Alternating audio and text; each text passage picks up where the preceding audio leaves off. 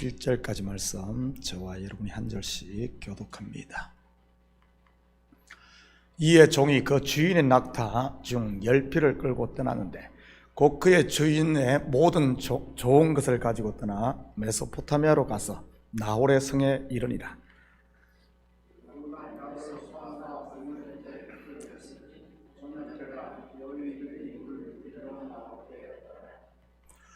그가 이르되 우리 주인 아브라함의 하나님 여호와여 원하건대 오늘 나에게 순조롭게 만나게 하사 내 주인 아브라함에게 은혜를 베푸시옵소서.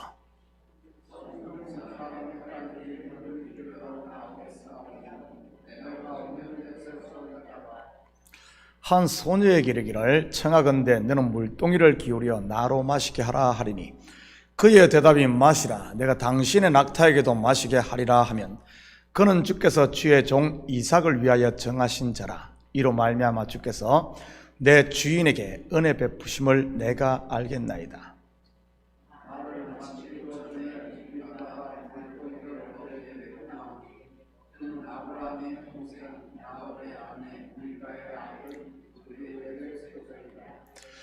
그 소녀는 보기에 심히 아름답고 지금까지 남자가 가까이 하지 아니한 처녀더라. 그가 우물로 내려가서 물을 그 물동이에 채워가지고 올라오는지라.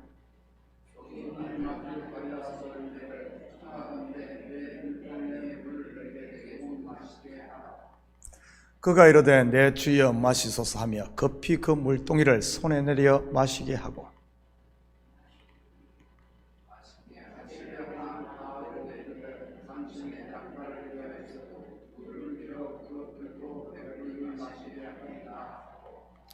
급히 물동이에 물을 구유에 붓고 다시 그 길을 내고 우물로 달려가서 모든 낙타를 위하여 깃는지라.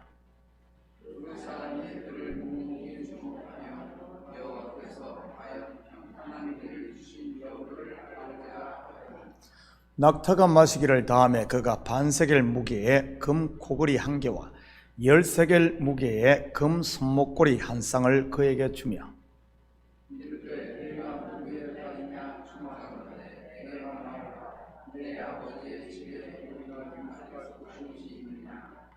그 여자가 그에게 이르되 나는 밀가가 나홀에게서 낳은 아들 버두엘의 딸이니이다.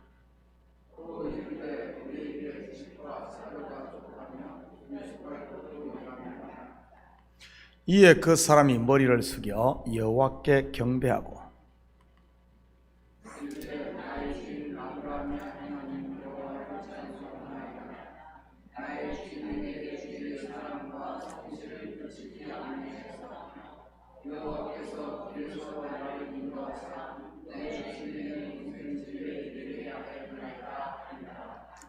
아멘. 좋은 아침입니다.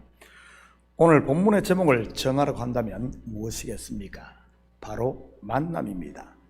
물론 만남에는 잘못된 만남도 있을 수 있겠지만 본문에는 하나님이 예비한 만남입니다.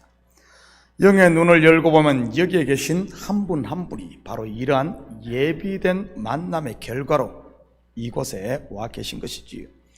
우리말로는 이러한 만남을 운명이라고 하고 불교에서는 인연, 영어로는 데스티니라고 합니다. 오늘은 종이 이삭의 신부를 찾는 이야기 속에 담긴 복음을 만나보도록 하겠습니다. 10절입니다. 이에 종이 그 주인의 낙타 중 10匹를 끌고 떠났는데 곧 그의 주인의 모든 좋은 것을 가지고 떠나 메소포타미아로 가서 나홀의 성에 이르러. 이 종이 누구라고 했습니까? 아브라함의 상속자가 될 뻔하다가 되지 못한 엘리에셀이라고 했습니다. 바로 율법을 상징하는 그런 인물이지요. 그가 주인의 낙타 중 10匹를 끌고 떠납니다. 제가 여러 번 설명드렸듯이 10 또한 10계명을 상징하는 숫자로 율법을 상징하는 대표적인 숫자입니다. 다시 말해 지금 종은 주인의 아들 이삭의 신부를 찾는 요즘 말로 하면 중매쟁이로 등장을 하는 것이지요. 사도 바울의 표현을 빌리자면 몽학선생 또는 초등교사 말입니다. 11절 12절입니다. 그 낙타를 성 밖 우물 곁에 굴렸으니 저녁때라 여인들이 물을 기르러 나올 때였더라. 그가 이르되 우리 주인 아브라함의 하나님 여호와여 원하건대 오늘 나에게 순조롭게 만나게 하사 내 주인 아브라함에게 은혜를 베푸시옵소서. 성경에 보면 대표적인 만남의 장소가 바로 이 우물입니다. 야곱이 라헬을 만난 곳도 우물이요, 모세가 아내 십보라를 만난 곳 또한 우물입니다. 예수님께서 사마리아 수가성 여인을 만난 곳도, 그리고 사도 바울이 루디아를 만난 곳 또한 우물, 곧 물이 있는 강가였습니다. 그렇다면 우물은 무엇을 말하는 것이겠습니까? 바로 물은 하나님의 말씀을 상징합니다. 말씀 안에서 하나님을 만나고, 말씀 안에서 신랑이신 예수 그리스도도 만나고, 말씀 안에서 형제의 교제도 일어나야 된다는 말입니다. 그리고 말씀이 있는 교회가 이 시대에 바로 우물인 것이고요, 목사와 성도가 만나는 곳 또한 이 우물이 되어야 하는 것입니다. 목사는 말씀을 전하는 자로, 여러분은 그 말씀을 받는 자로 말이지요. 목사와 성도의 올바른 교제는 말씀 안에서 이루어져야 하는 것이고요, 다시 말해 교회는 말씀 중심이 되어야 한다는 그런 말입니다. 목사가 말씀이 아닌 사람의 정의나 아니면 이권 관계로 성도와 친해진다면 그것은 바로 잘못된 만남이 되는 것이지요. 그래서 초대교회 사도들이 전무했던 것도 말씀을 전하는 것과 기도하는 것 아니었습니까? 저는 우리 교회 성도들이 말씀 안에서 서로 사랑하고 교제할 수 있기를 축복합니다. 그래야 잘못된 만남이 아닌 예비된 만남, 곧 데스티니가 되는 것이니까요. 그리고 중요한 것이 무엇입니까? 바로 기도입니다. 영적으로 보면 이것은 말씀과 함께 기도했다는 말입니다. 언약을 붙들고 기도했던 것이지요. 하나님께서 아브라함에게 한 그 약속의 말씀 말입니다. 그러면서 그는 하나님의 뜻을 알 수 있게 해달라고 징표를 하나님께 구합니다.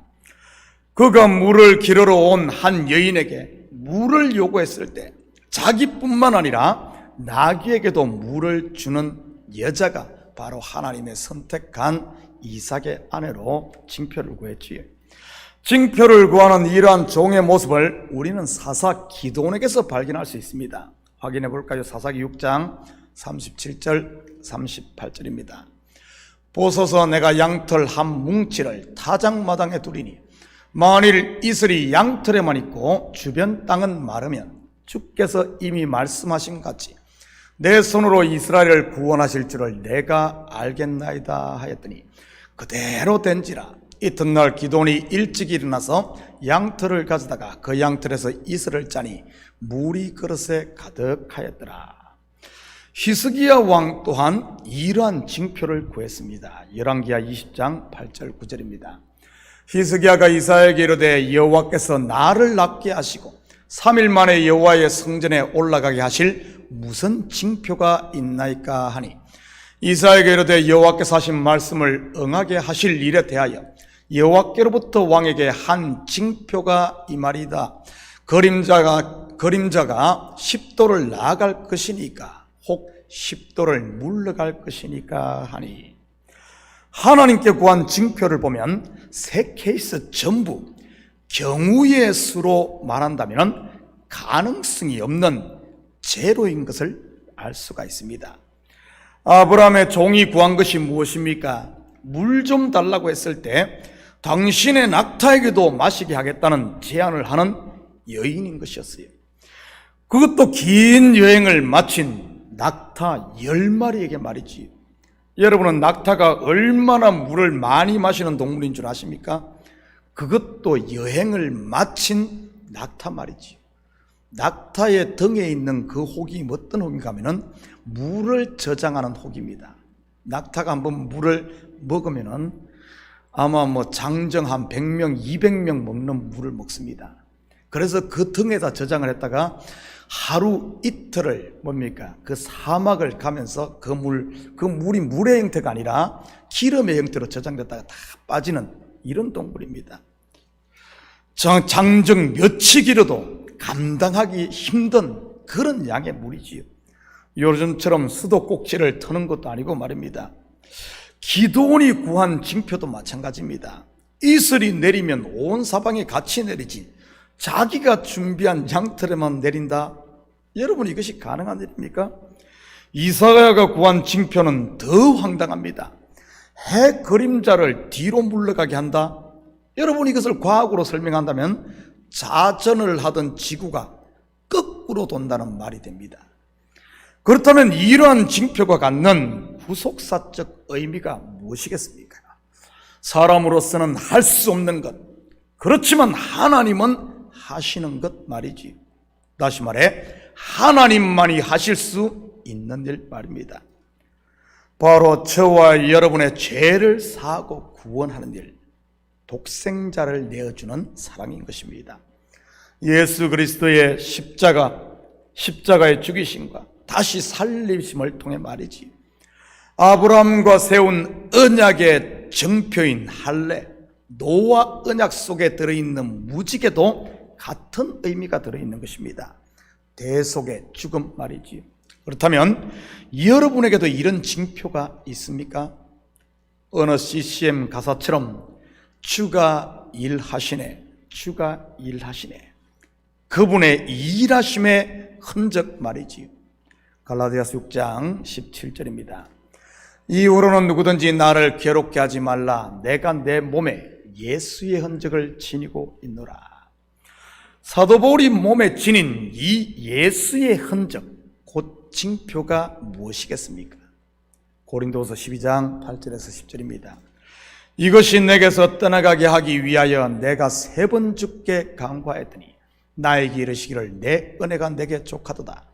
이는 내 능력이 약한 데서 온전하여짐이라 하신지라. 그러므로 도리어 크게 기쁨으로 나의 여러 약한 것들에 대하여 자랑하리니 이는 그리스도의 능력이 내게 머물게 하려 함이라. 그러므로 내가 그리스도를 위하여 약한 것들과 능력과 궁핍과 박해와 공고를 기뻐하노니 이는 내가 약한 그때의 강함이라. 바로 자기의 약함, 곧 죽음을 통해 하나님의 강함, 곧 생명과 능력이 드러나는 것입니다. 날마다 죽는 자기 부인의 모습 속에서 말이지요. 저는 우리 식구들을 통해서 이러한 하나님의 능력과 생명, 영광이 드러날 수 있기를 축복합니다. 내가 그리스도 안에서 약함으로 말입니다. 내가 이렇게 했더니 우리 자식이 H대학에 갔고, 내가 기도했더니 누가 병이 났고, 내가 조언을 했더니 누가 사업에 대박이 났고, 내가 그런 자기의 능력 말고요, 그것은 예수의 흔적이 아닌 마귀의 징표이니까요. 26절 27절입니다. 이에 그 사람이 머리를 숙여 여호와께 경배하고 이르되 나의 주인 아브라함의 하나님 여호와를 찬송하나이다.